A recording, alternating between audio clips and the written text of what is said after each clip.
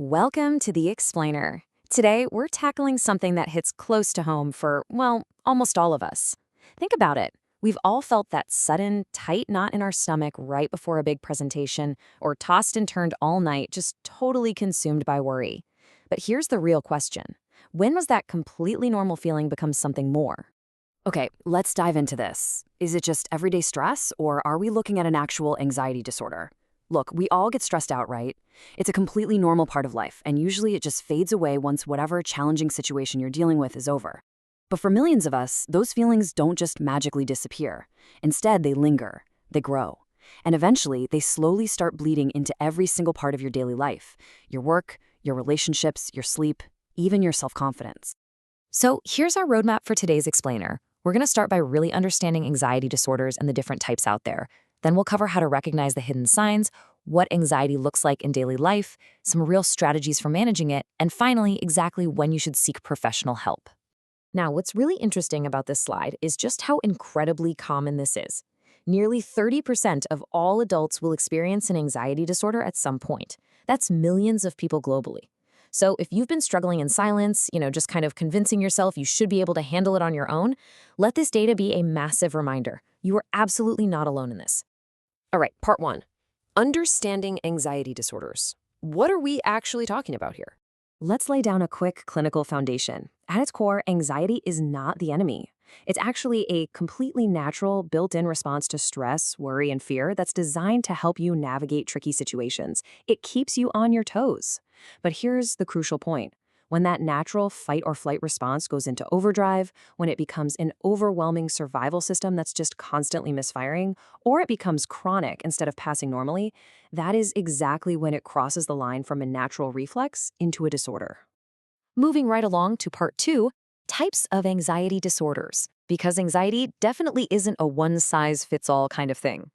Anxiety manifests in several unique ways with completely different triggers. Let's look at the 5 major types to give you a clinical framework. We've got generalized anxiety disorder, or GAD, which is that excessive, uncontrollable worry about everyday life.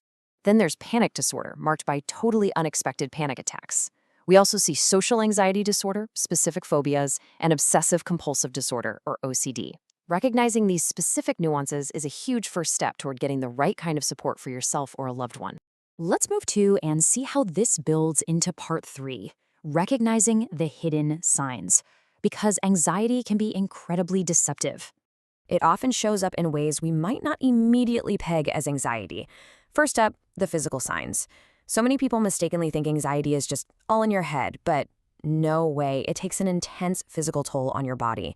We are talking about a rapid heartbeat, shortness of breath, brutal muscle tension, headaches, stomach issues, and sudden sweating.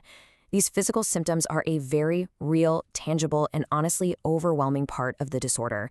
Next, we see the emotional and behavioral signs. Emotionally, you might just feel constantly on edge, super irritable, or even completely hopeless. And those internal feelings, they bleed right into how you act. You might catch yourself fidgeting, withdrawing from your friends, or actively avoiding any high-pressure situations. But here's the really dangerous part. Avoiding those people or places that trigger you actually creates this vicious cycle that just reinforces the fear in the long run.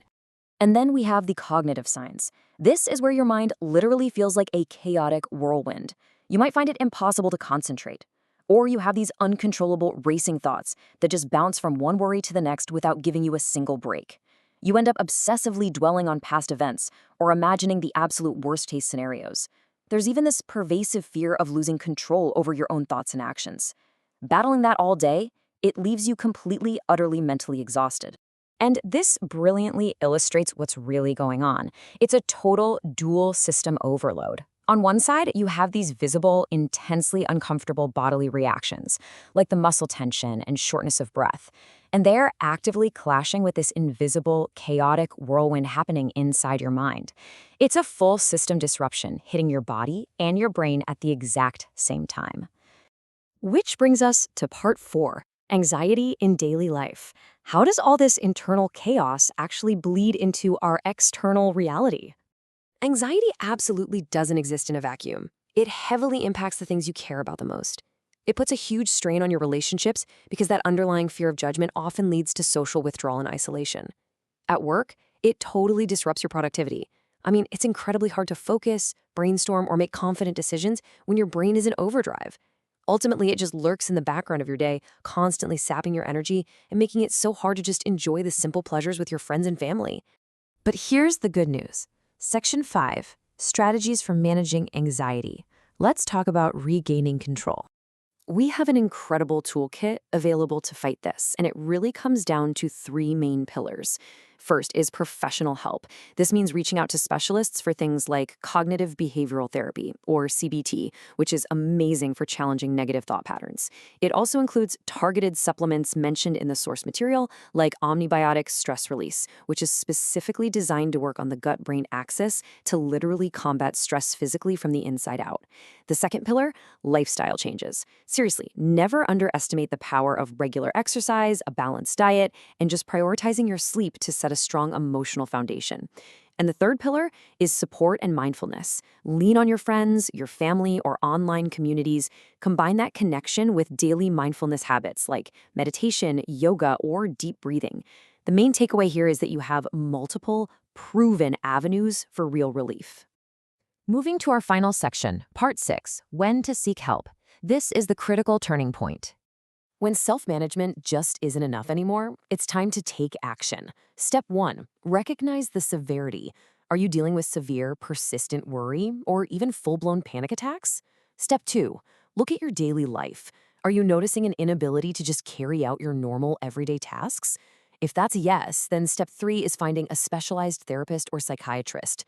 And listen, do your homework here. Check their credentials, but most importantly, make sure it's someone you feel totally comfortable with. A strong, trusting relationship with your therapist is absolutely critical to your recovery. So the crucial point is early intervention. Seeking help as soon as these symptoms appear is literally one of the best things you can do for yourself. Tackling it early minimizes the long-term impact and can actually prevent the anxiety from spiraling into other mental health conditions. It empowers you to take the wheel and take your life back before things get worse.